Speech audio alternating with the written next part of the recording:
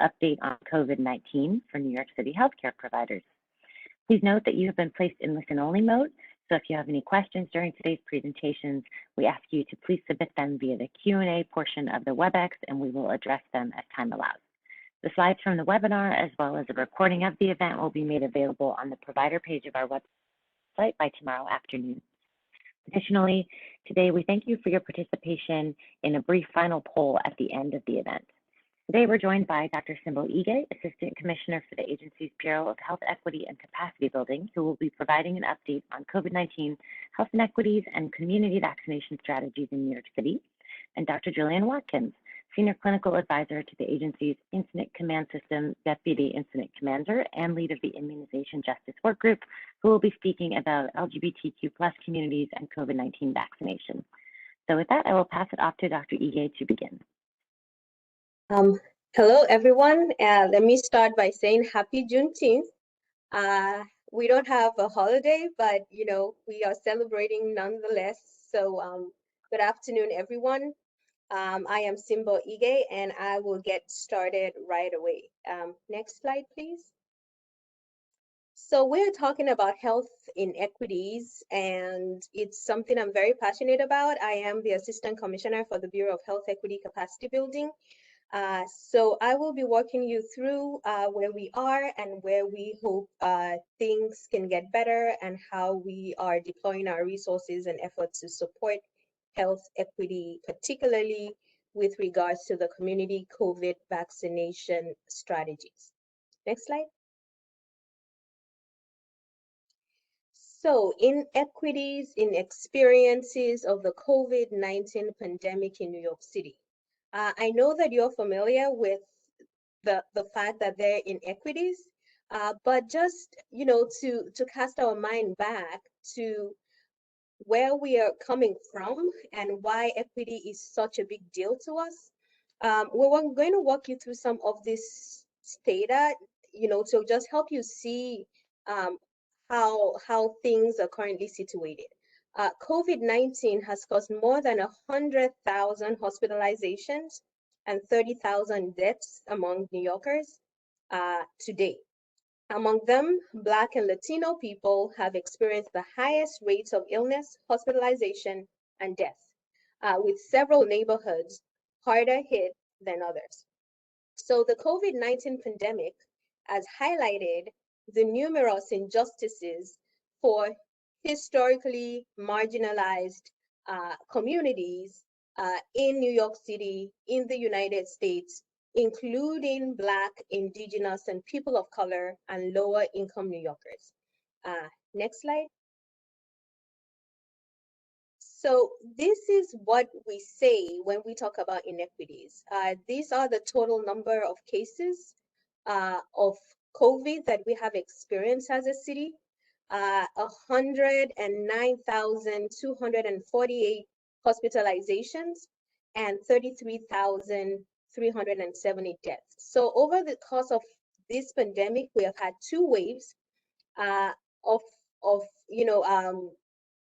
COVID-19. Fortunately, we're seeing numbers decline, so we're very excited to see that.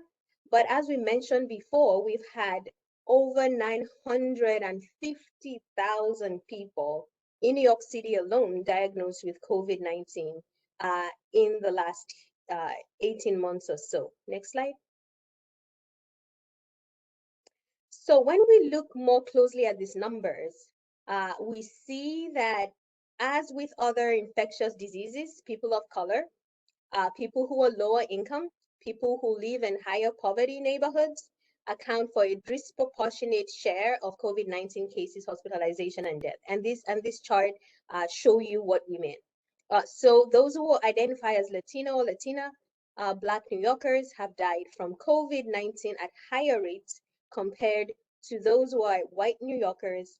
And you can see the numbers there, 367 versus 332 and versus 198 per 100,000 respectively. So these are the indicators that there are disparities in how this disease has impacted people of different ethnicities. as seen here on these graphs. Next slide.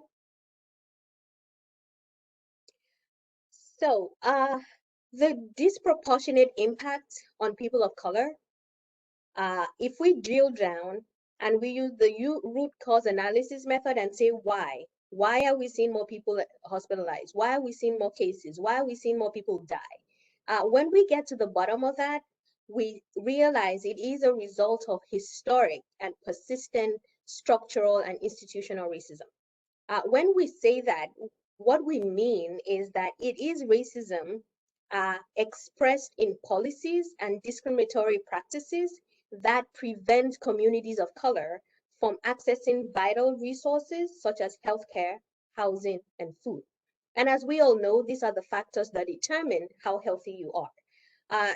It is racism and institutional and structural racism that limits opportunities such as employment and education, and the negative effects that those have on overall health and well-being. So it is no surprise that people are sicker, that they are more hospitalized, and that many of them succumb to this illness than people who had better access to resources. So such policies and practices are what lead to inequitable health, social, and economic outcomes in New York City as well as in the United States as a whole. So when we say structural racism is the root cause, this is what we mean. Next slide. Next slide, please. So now let's take a look at COVID-19 vaccination coverage in New York City. This is what we see.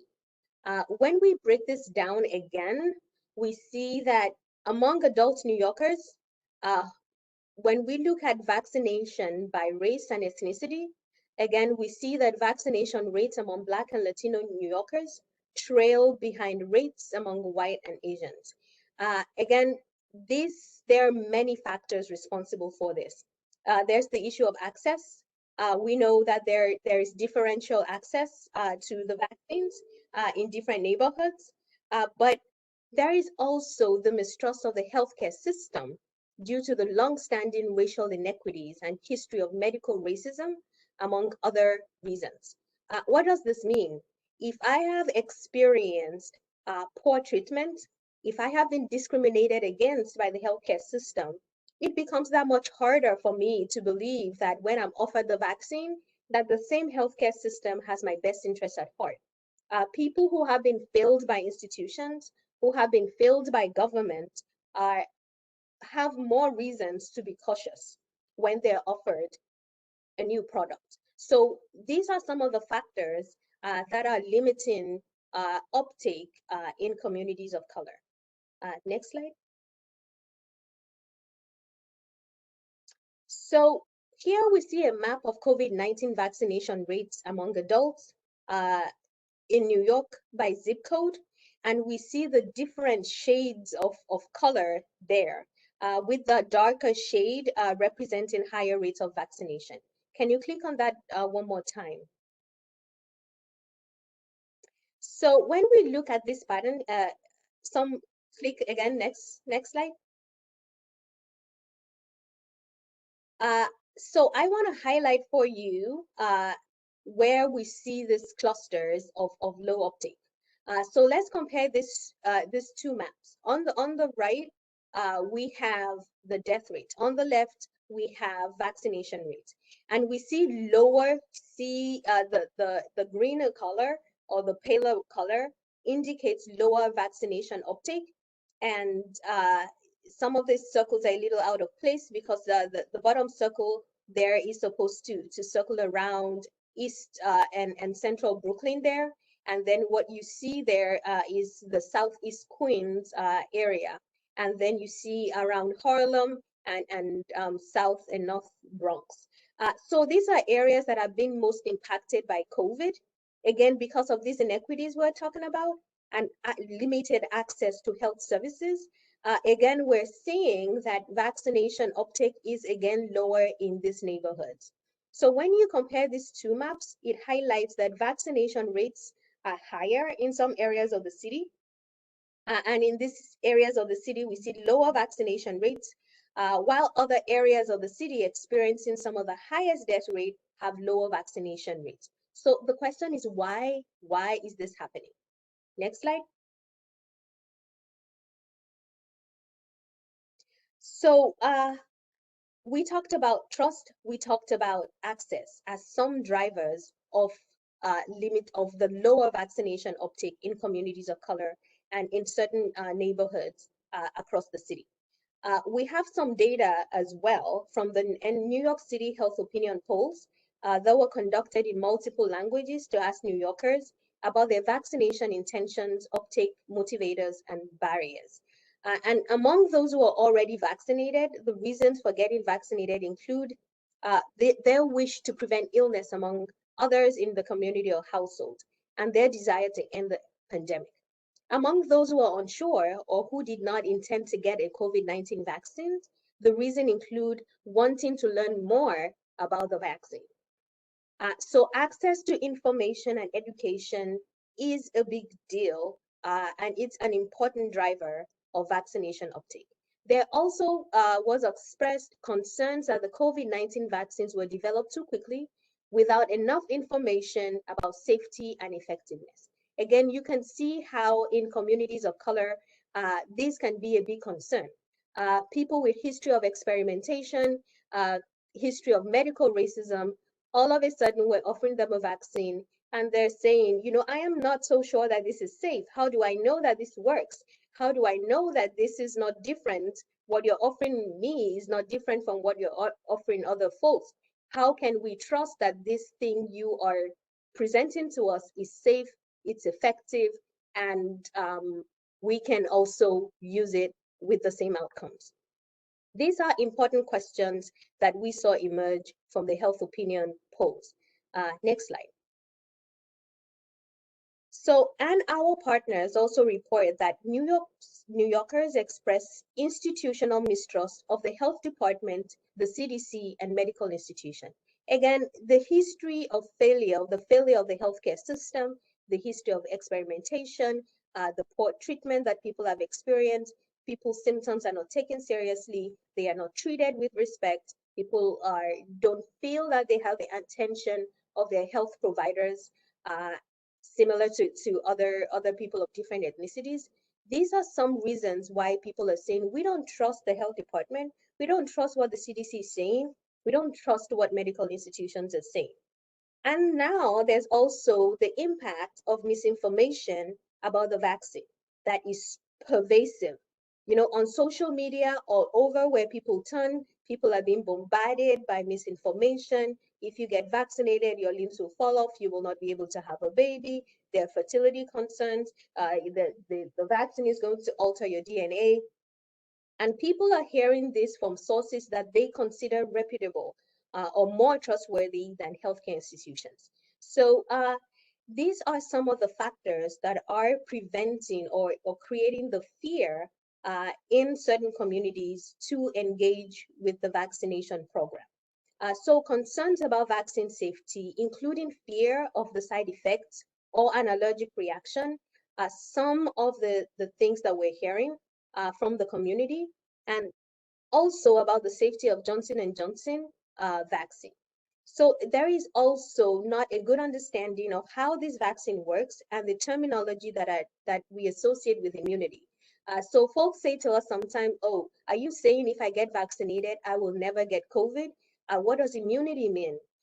You know, how does this vaccine actually work? We hear DNA, we hear mRNA. What does that even mean?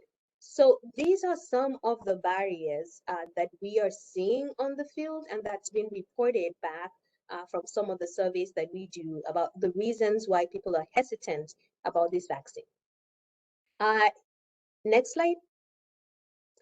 So when we dig a little further into vaccine intentions, a focus group conducted in the US by the Rockefeller Foundation found that Black and Latino respondents have many of the same top concerns as white respondents. Majorly that they are concerned that the vaccine was created too quickly.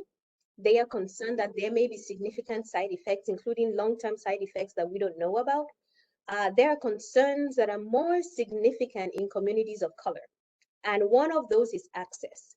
We have observed that in communities of color, there are not as many opportunities for vaccination as there are in more affluent neighborhoods. So people need to see, they need to hear, they need to believe that they will be able to access vaccines through a place and a provider that they trust. By far, uh, the most important uh, reason why people say they want to wait is that they want to hear it from their provider and they want to get the vaccination from the providers that they trust and already have a relationship with. Next slide. So what are we doing to ensure equitable access to COVID-19 vaccines? The health department has placed equity at the foundation of all aspects of this COVID-19 response, including vaccination access. We have an entire group dedicated to reviewing equity concerns and ensuring equitable vaccine access in our emergency response process. And so we have committed to addressing the mistrust of the medical community and government in among people of color, among immigrants, among the LGBTQ plus individuals, and other groups that have a reason, a justifiable reason to be cautious about the engagement with the government because of their previous and current experiences. So as the Department of Health, we're committed to combating misinformation, gaining the trust of the community, and ensuring easy access to COVID-19 vaccines. We're not placing this on the individual. We, as the institution, we're taking the responsibility to ensure that there is access to information, that all New Yorkers can get information about this vaccine in a culturally and linguistically appropriate form in a way that is simplified and that they can easily connect to. And we're using a framework to prioritize our efforts and focusing on 33 neighborhoods that were identified by the Task Force for Racial Inclusion and Equity as the neighborhoods that have been the most disproportionately impacted by COVID-19 and those that have significant racial and ethnic disparities in health outcomes. So we are tailoring our efforts in these areas and increasing the deployment of resources and support and community engagement in these neighborhoods as priority. Next slide. So we are going to be sharing with you some examples of the steps that we have taken as a Department of Health and that we continue to take to increase equitable access to the COVID-19 vaccines. We have been opening vaccination sites across the city and bringing vaccines to communities most impacted by COVID-19, including pop-up sites and mobile units and events. So in places where there are not as many brick and mortar vaccination options, there are temporary sites that are stood up, including vaccination vans and event-based vaccinations and pop-up vaccination sites with the temporary sites that are stood up in these communities to increase the options for the community. Next slide. I'm sorry. Can you go back? So in addition to increasing access by increasing the options available in the community, we're also making sure New Yorkers have information in the language that they prefer and that they speak to make it clear and informed decisions about the vaccines. We've been working very closely with community-based organizations and clinical partners, faith-based organizations and community leaders to again increase the reach of our communication and make sure that all New Yorkers have access to information about these vaccines. We are listening and we're responding to community concerns and input. We have several platforms for community engagements, for community conversation, for community input and feedback, including a community advisory group to ensure that we are responding to the direction from the community. We are also monitoring data and community feedback to identify needs and gaps in access. Equity is about data. We ensure that our data is disaggregated by race and ethnicity and place and age, and all of the indicators that can help us identify quickly and respond to inequities in coverage and access. Next slide. So these are just to demonstrate for you how we're making information available about where vaccination sites are available, which sites are accessible, where we have the New York City run vaccination hubs, where there are pharmacies, where there are state-run or FEMA-run sites. So people see all the options available to them. And that is on the city's vaccine finder site. On this site, you can toggle by type of vaccine. You can toggle by the walk-up options. So these are sites that do not require an appointment. And you can also find locations that have accessibility for those who need that additional support. So this shows you the spread and the coverage of vaccination sites across the city. You can put in your address, you can put in a zip code, you can put in a facility into the search bar there and find what options are available to you. And another important piece of information, you can see what type of vaccine is offered. This is also, we find, very important to people to be able to choose what type of vaccine that they want. Next slide. We are also working to bring vaccines to people and places. So offering vaccination at home is another intervention that we have. So right now, individuals who are not able to leave home, those who have a disability, those who live in NYCHA housing, and anyone who is referred by a community-based organization or a city partner is able to get a vaccination at home if they want it. We're also offering walk-up vaccination site. Again, these are locations where there are no appointments needed. You can walk in at any time of the day and be able to get vaccination right there and then. And then the use of mobile vaccination vans and buses and large vaccination events, events-based vaccination. Today is a big vaccination day for us. We're celebrating Juneteenth. We're going to be at St. Nicholas Park, and there's going to be vaccination there, and food and dancing and music. So these are some of the ways we're making vaccines more accessible to the community.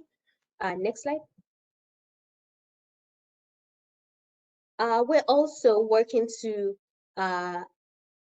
meet New Yorkers where they are. So if for those who are homebound, 75 years and older, those who are disabled, NYCHA residents, employee, retirees of New York City, those who are referred by their union or vaccination team or a city partner, they can all get vaccinated at home now if they want it. We also have a vaccine hotline, 877 Vax or NYC, for those who prefer to have an appointment or those who have questions about where can I find a location around me. That number is available with several languages offered for support to residents.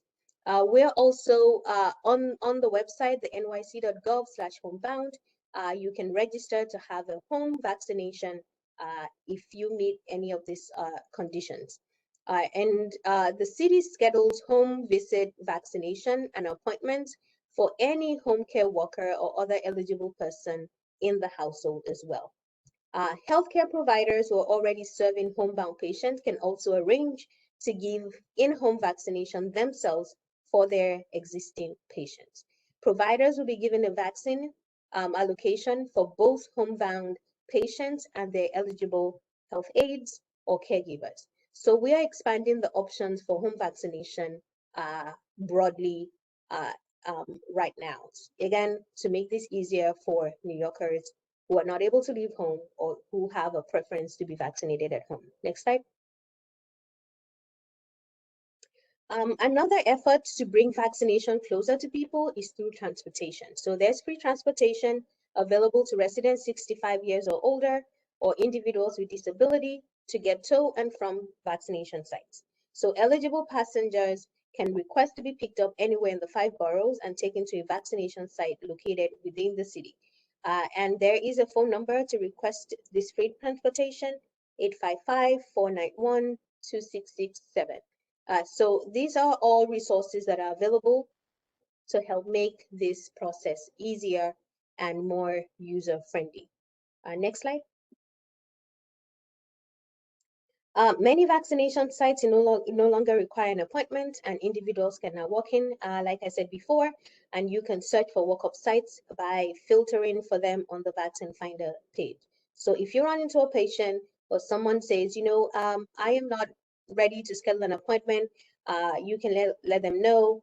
You can just walk into a location right now and get vaccinated. So again, making the process easier for people who have made that decision to get vaccinated. Next slide.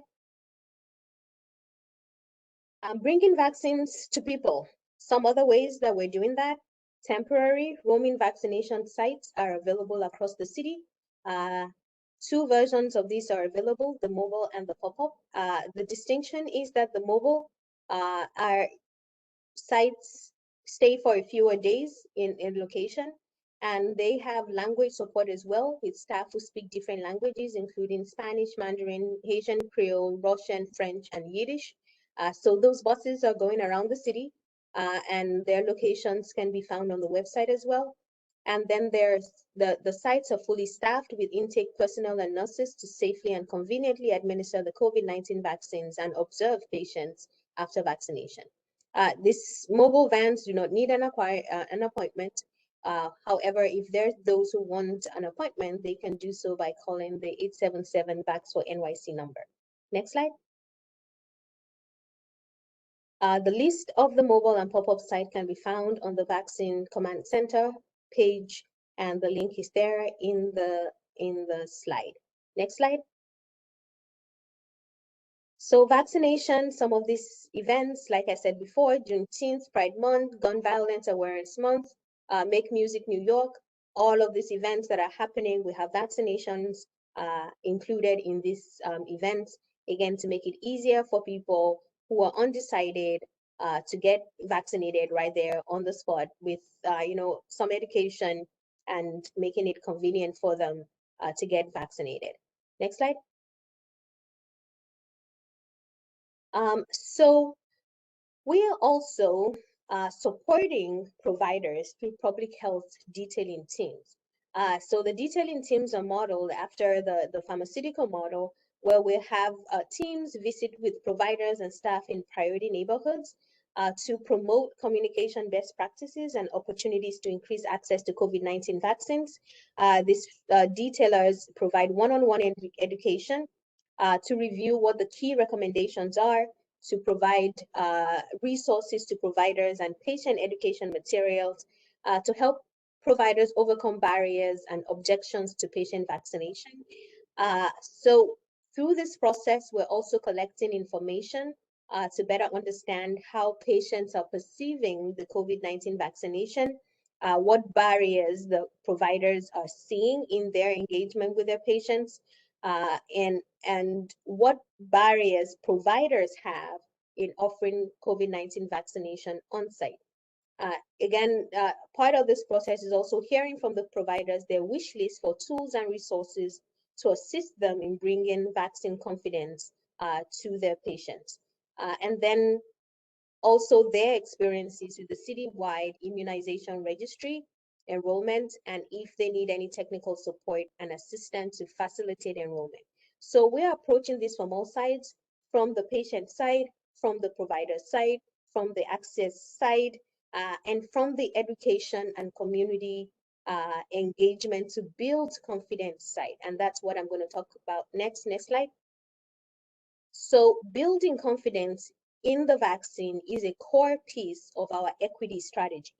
We're helping to build vaccine confidence among New Yorkers who are not yet vaccinated by conducting town halls. These are big events where people can ask questions, get a general overview of the vaccine. We have community conversation with our smaller, intimate groups where people can ask questions from providers or medical experts and have those questions answered one-on-one. We have train the trainer sessions where we're equipping partners and trusted messengers on how to have a conversation around the vaccine, on motivational interviewing techniques, and on the key frequently asked questions and how to respond, and the key messaging around the vaccine. We're also doing on-the-ground canvassing. That means there are actual human beings on the ground distributing literature to people at high traffic areas, MTA stations, storefronts, barbershops, nail salons. We're going in there, making sure information is available. We're doing robocalls, we're doing mailers, we're doing text messaging, flyers, palm cards, fact sheet, posters in several languages, again, to make sure information is readily available. And we also have a lot of videos that have been developed to make this visual and communicate why we think that these vaccines are safe and what data supports that to the community in a simplified, easy to understand way. We're identifying barriers to vaccine uptake so that we can continue to refine our methodology and our operations. We're addressing COVID-19 misinformation. There is active tracking of misinformation that's going on, and we're putting our messaging to counter the misinformation across all of our different networks and platforms. We're working to support vaccine confidence among healthcare personnel. We find that even among healthcare personnel, there is hesitancy, and many don't feel confident to be able to share about the vaccine. And we're doing that by providing additional support and training and resources and materials to support healthcare personnel and build their confidence as well. We're engaging community partners and trusted messengers, faith leaders, elected officials, athletes, musicians, those who are trusted voices in the community, equipping them to share their stories and talk about their experience getting vaccinated and why this is important for everyone. So next slide. Why are we saying all of this? Why are we bringing you into the conversation? The bottom line is providers are trusted messengers. There is a relationship that already exists between you and your patients that is a very strong relationship. Among New Yorkers who were unsure or who did not intend to get vaccinated, 35% of them reported that they would like to hear from their doctor or pharmacist to feel comfortable receiving the vaccine. So for many people, it is not enough that the commissioner is on TV saying that the vaccine is good for you. It is not enough that someone from the Department of Health is coming and talking to them about the vaccine. They want to hear from their own doctor, from their own pharmacist about the vaccine because of the relationship they already have with their providers. So building trust with patients and speaking to the benefits of the vaccination is one of the most important ways that providers can support this effort. And again, this is about equity. This is about making sure that those who suffer the most, those who are hospitalized the most, those who bore the burden of COVID are not again excluded from this vaccination process because of lack of information. And we want to make sure that providers feel equipped and ready to explain the side effects of the vaccines to their patients, that they're able to counter the myths and misinformation that their patients may be running into. And this needs providers asking their patients what they think about the vaccine, what their experiences are. Have they been vaccinated already? Why are they not if they haven't? Is there anything that you can help them address? Are there questions that you can provide answers to? This, we feel, or we know from data, is a strong determinant of whether people get vaccinated or not. So to make that process easier for you all, there are a number of resources available on our website. We have Vaccine Facts video campaign to address the key drivers of vaccine hesitancy and false myth. We have the conversation between us and about us.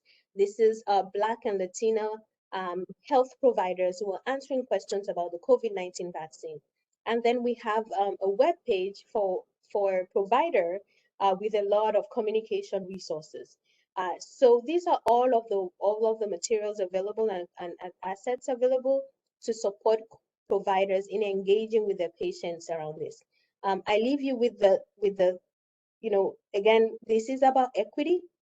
How do we, as the healthcare system, build trust with our communities and respond to the data that we're seeing that, again, inequities have emerged in the vaccination process, the same way inequities emerged in hospitalization and death rate, and how can we be at the forefront of closing the gaps and helping to address this inequity.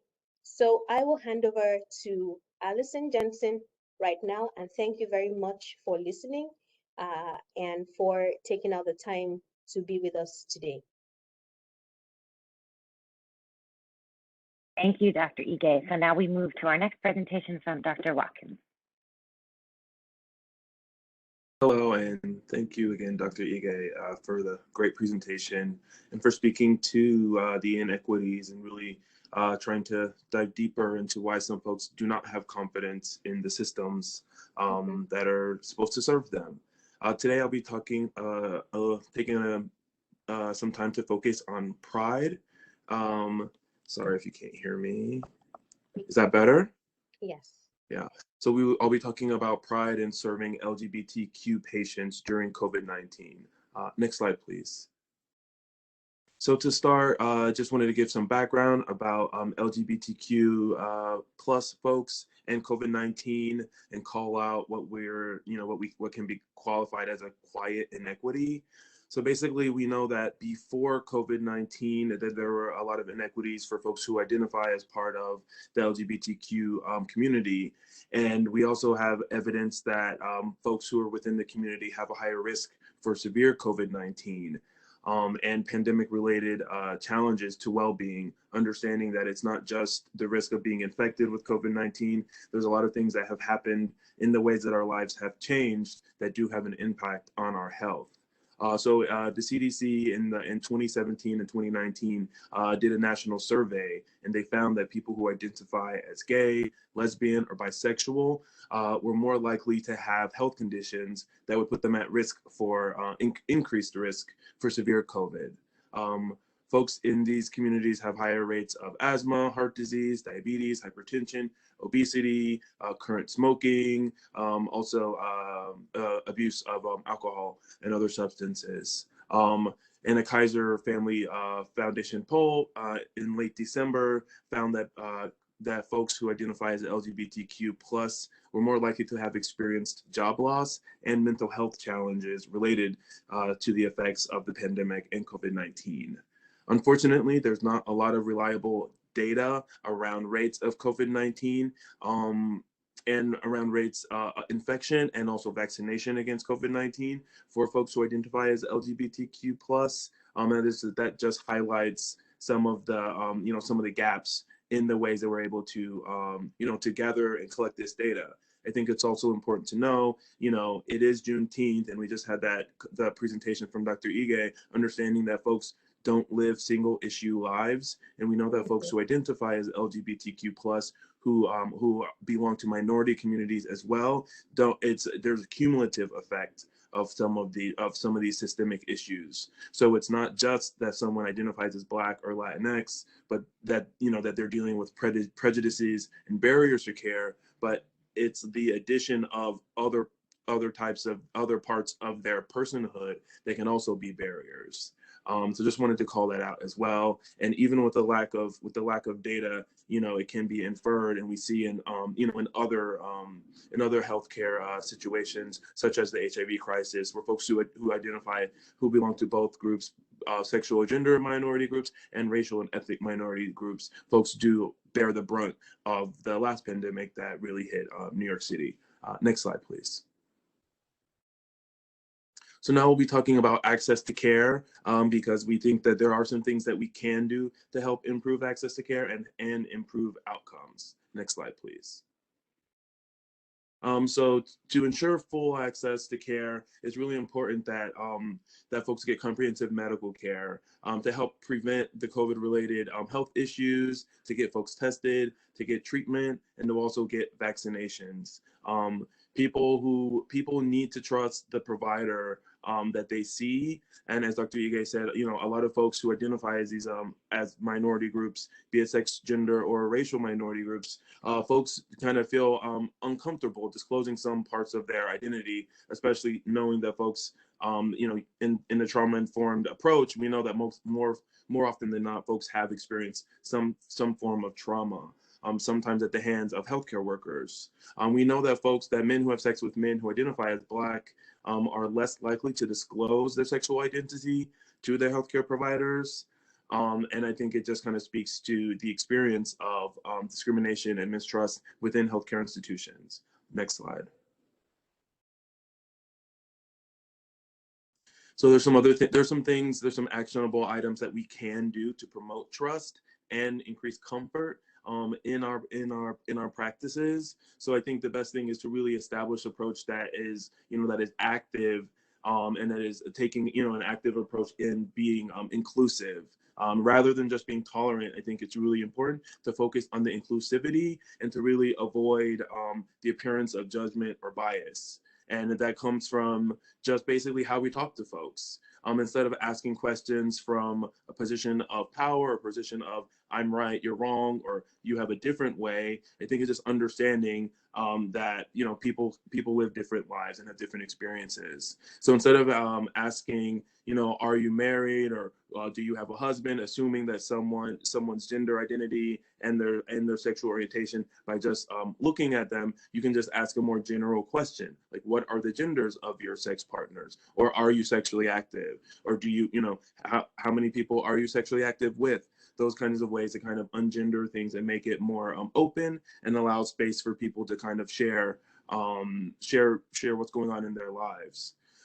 Also be mindful of the nonverbal communications and nonverbal reactions that we give as providers, but also that our patients may also be giving to us too, because nonverbal communication can speak louder than words. We want to ask our patients what are their goals in their health and wellness, and then really engage in a dialogue and have that discourse. And sit back and listen, because sometimes we can learn from our patients, and we can better serve them if we know what their end goals are as well. We recognize that patients are the experts in their own lives and the experts of their own lived experiences. It's also important to display images that celebrate LGBTQ identities, LGBTQ health, and LGBTQ pride, to really celebrate the contributions of the community, especially in Pride Month. We also have the Department of Health has a LGBT healthcare bill of rights that I think that could also be shared and displayed openly in clinics. There's also a confidentiality statement to really give folks the assurance that their healthcare data is protected. And also training clinical and frontline staff on LGBTQ health.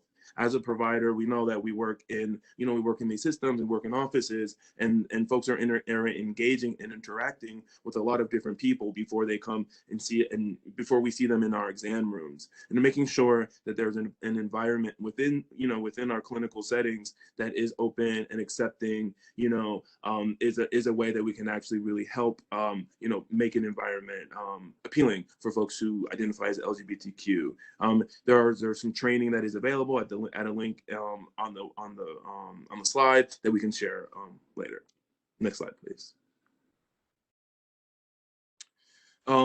Speaking specifically to folks who identify as transgender or gender non-conforming or non-binary, it's really important that we accurately document and respect each patient's gender, and that we don't make assumptions. We need to document and update a patient's electronic medical record to make sure that it reflects the names, the name and the pronouns that patients use, and their gender identity, as also the sex that's assigned at birth. Understanding that some of these identities are not static, that some folks may have a change or may learn new things about themselves, or may find language that better fits who they really are truly. And so really being open to that and listening to folks and letting them lead us in these conversations. It's really important to also instruct all of our staff to address the patient by their name and their pronouns. And if someone does mess up, understand that we are all human, that we can gently correct, or that we can, to show that commitment to doing the right thing for the patients, gently correct and move on, acknowledge it and move on. It's not the end of the world. Avoiding questions about patients' bodies is really important. For folks who folks of trans experience, they really when they engage in healthcare, it's not uncommon that folks find themselves having to explain a lot of things about themselves and their identities for folks that doesn't really get at the heart of why they actually came to meet us in the clinic in the first place. So it's really important to be mindful of the questions that we ask and make sure that we don't ask things just out of curiosity that aren't relevant to clinical care. That way we can avoid having folks feel like a spectacle. As we ask questions, we need to explain how we will use the information that we collect.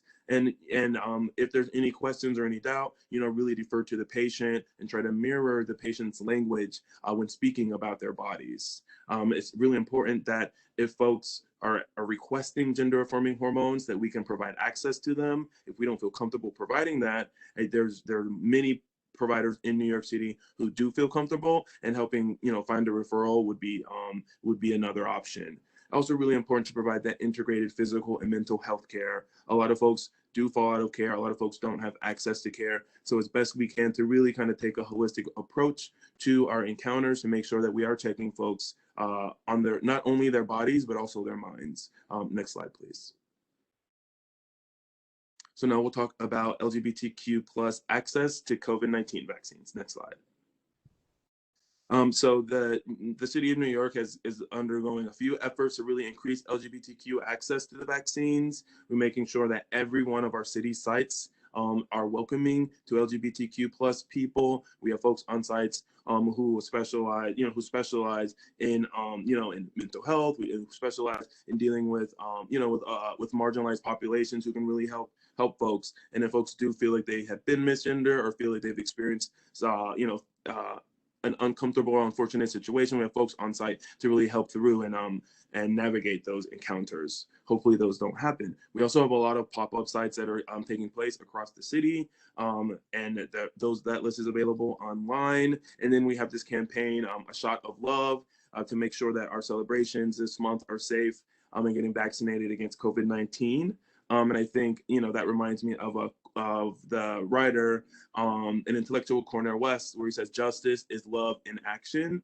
And I think that's a really important thing as we try to build this just world and really try to be equitable, to really follow display this love and really prove to communities that we care and we want to do right by them. We want to do the best that we can. Next slide, please. Next slide. There we go. So providers can also do some things as well. I think all of us can make sure that we don't miss any opportunity. As Dr. Ige said, the provider's recommendation to get vaccinated is really strong, and folks really do want to hear something from their provider. It's not just seeing a white coat or seeing an ND or a DO or an RN, behind a name. Folks really want to know someone who they've had a relationship with, someone who knows some of the intimate details of their lives and their healthcare records, so that they can really feel safe and confident that this person who they trust is, recommends this for them. In a more personal, holistic way. Also informing people with health conditions that they actually need COVID-19 vaccines. In my experience, in a lot of community conversations and public forums, a lot of folks who are living with some of the most common medical conditions in the States, like high blood pressure, diabetes, heart disease, folks who are living with cancer, even folks who are living with HIV. A lot of folks really feel like that may actually preclude them from getting the vaccine, but it's actually the opposite. So, affirming their concerns and really trying to gently, correct that misconception and let them know actually folks who are living with these conditions actually are higher risk, and really helping folks understand what their risk level is because of the conditions that they're living with. Sharing the benefits of vaccination are also really important. As folks can see, as the city's opening up and as some of these safety restrictions are being taken back a little bit, it's really important to promote the positives and not just focus on the negatives. And talk about the fact that after 2 weeks after your last vaccine, you can be in close contact with your family and friends, including sex partners. And also just really speaking to the powers of the vaccine, and as a way to get us back to some type of normal. And then I think the biggest thing that we can do as providers, as advocates for our patients' health, when we see them, and folks who come from a trans experience or who identify as non-binary, to really allow folks, if their IDs do not match, their preferred name or their gender, to really open up and really accept that and let them know that we be understanding and try to correct any of those mismatches. Next slide, please. And then addressing patients' concerns about vaccines, asking folks if they have any questions whenever we see them. They may come in for a general visit, but really not missing that opportunity to ask them, have you got vaccinated? Do you have any questions for me? Do you have any concerns, or what have you heard? Those are really some ways that we can introduce the vaccine conversation. We can also acknowledge that concerns about past negative experience or current experiences that folks bring up. When we talk about, a mistrust in healthcare or experiences of abuse, it's really important to understand that some of these are current. This pandemic has been really hard on a lot of people. A lot of people have lost loved ones. A lot of people have had, near-death experiences from COVID. A lot of folks are dealing with housing insecurity, food insecurity, really understanding that folks may not really trust the system. Folks are experiencing incarceration, have a lot, there's a lot of other issues that are affecting people's lives, and really understanding that and taking, really extending a trauma-informed approach to our conversations around COVID-19 and the vaccine. We also want to share guidance that may be relevant for folks who identify as LGBTQ+. Folks who identify Black and Latinx folks within that community, especially men who have sex with men. There's much higher rates of HIV in those communities, especially in New York City. So, just as taking a status neutral approach and having these conversations about HIV is a really important part of the conversation too. It's something to keep in mind. If someone is negative and they may not know their risk, really having the conversation about PrEP and other things. Or if someone who's in treatment, they may have fallen off within the last year. So really speaking to some of those concerns, and folks specifically knowing that folks who are living with HIV should be getting vaccinated, and folks who are severely immunocompromised, folks who are newly diagnosed, or folks who've been off of their meds, they should actually really consider getting vaccinated and avoid COVID-19 infection in general.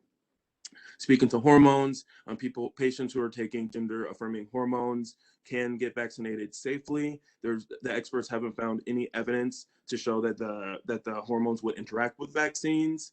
So that's a reassurance that folks do present. That's a question that folks present with. And also just taking other precautions for folks who are not ready to get vaccinated. Taking that risk reduction approach that we use for sexual health, I think is another way that we can expand to COVID. If you're not ready yet, okay, wear your mask, keep your distance, knowing that even though other people are walking around without a mask, you need to wear that mask if you're not vaccinated and you're not immune. Next slide.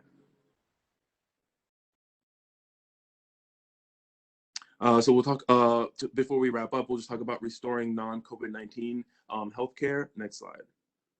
Which I think is really important in this time, because as I said earlier, a lot of folks have fallen out of care, and it's really important that we address the potential gaps and delays in care. So we know that STI screening has fallen sharply over the pandemic. And we know that there are high rates of anxiety, depression, post-traumatic stress disorder, and other mental health conditions that have affected a lot of folks within the community. So really making sure that we look at the whole picture, the whole person, and encouraging folks to get back into care, especially as COVID-19 transmission has declined. Folks who we may have seen through telehealth, or folks who we've been following for a while and just been calling in prescriptions, if we can bring folks in for an in-person visit to kind of get reacquainted, to kind of have some of these conversations, and a physical exam if necessary. I think that's all really important. And then offering patients who experience delays in their routine healthcare, doing the mental health screenings. More often than not, a lot of folks have experienced, the weight of the last year plus. Doing the HIV and STI screening, especially for folks who are currently active, counseling folks on HIV prevention, counseling folks on HIV treatment, counseling folks about the risk of unintended pregnancies as well. Also screening for other diseases and chronic conditions is really important. It's something that should be on the forefront of our clinical practice. And for folks who aren't really familiar with taking care of folks who identify as LGBTQ+, really you can always refer someone out to a specialist. There's a lot of folks across the city who specialize and have a lot of experience in taking care of folks in these communities, especially folks living in the communities in this current current moment and all of the other, other factors that may be contributing to their health or to stresses on their lives. Next slide. There's a lot of other vaccine resources, and I think really providing resources to folks is a way that can just help folks. We never know what people are going through or what they may experience, and they may not necessarily actually divulge some of their other needs. So we have resources for providers, which Dr. Ige spoke about before on our website. We have help for the CIR, the City Immunization Registry assistance that's online. Provider assistance. While we also have some general resources which are available. Also, we have the provider access line for folks who do have questions that they can call and talk to a health department employee. Also, I just wanted to shout out at 877-VAX4-NYC. Providers can actually, if they call that number, they can set up an appointment for a patient by just dialing 2. I think hopefully folks find that useful because folks do sometimes really do appreciate having an appointment, and we also know that having a plan can also hopefully lead to changes in action. And next slide. And with that, there will be CME accreditation offered for this presentation. New York Health and Hospitals is accredited by the Medical Society of the State of New York to provide continuing medical education for physicians. This activity has been planned and implemented in accordance to the accreditation requirements and policies of the Medical Society of the State of New York through the joint providership of New York City Health and Hospitals and the New York City Department of Health and Mental Hygiene. New York City Health and Hospitals designates this continuing medical education activity for a maximum of 1 AMA PRA Category 1 credit. Physicians should claim only credit commensurate with the extent of their participation in the activity. Thank you. Thanks, Dr. Ige and Dr. Watkins. So this is Dr. Ray. I'm going to be asking you some questions in the last couple of minutes. And I think this question is actually for both of you. You both mentioned that, you know, the factors that create greater impact of COVID and the factors that prevent different communities from getting vaccines also create other health access problems and also create other issues and, you know, other medical problems. And so how do we leverage the increased access we're providing to increase other primary care initiatives or preventative initiatives that are necessary? And how do we avoid saying that, oh, the vaccine is the only thing you need and, you know, inadvertently damaging preventive medicine in the process? Right. I can start. So one of the ways that we're doing that, and, you know, like Dr. Watkins said, there are no single issues, is, you know, through our community partnership, we're ensuring that our vaccination messaging is also is provided by community-based organizations that are offering other services, and all of our contracts have resource navigation as part of that process, so that, you know, if you have high blood pressure and it's uncontrolled, or you have routine medical appointments, you're reminded that those are important still. And if people need support to access those services, that's also being provided. Yes, we're talking about vaccine, but we don't want to lose sight that these are also communities where we have higher rates of chronic illnesses, and so making sure that our conversation is robust is also the reason why we're engaging with providers, that as patient come to you for other services, we're also remembering that vaccine is important to those patients, and we're not just saying, I'm interested in diabetes, I'm interested in controlling their blood pressure, but, you know, if they then die from COVID, how is that helpful? You know, so again, making sure we're using every opportunity to provide wraparound services. But I think the most important piece of this is building trust, letting communities know that we're committed to bringing information to them, we're committed to connecting them to services, and that they can begin to see the healthcare system in a different light, as caring, as responsive to their needs, and as committed to providing the resources they need to connect.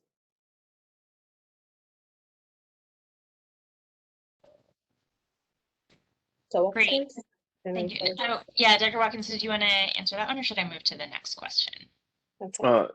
You can move on. She did a great job. I thought so too. So actually, Dr. Watkins, can you suggest what to do about documentation if a person's identification doesn't match the name that they should be called?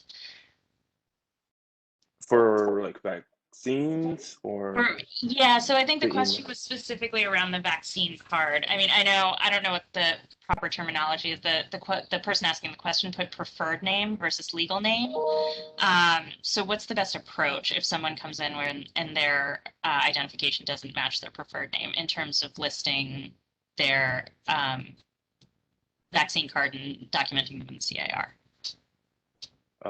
That's a good question. I'm not really sure what the CIR protocol is for that, but I think, when folks walk into a clinical setting, if the name, if the name that they go by is different from the name on their ID, just really making sure that you can update the EMR to kind of reflect that, and making sure that staff is aware that folks that they have a different, that they go by a different name.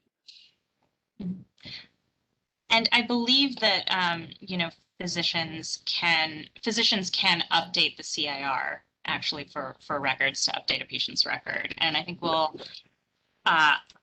pop that link in the chat before we go. And then we are at 2:01. So I think that unfortunately that's all the time we have for questions, but thank you both. And Allie, when is our next webinar scheduled for?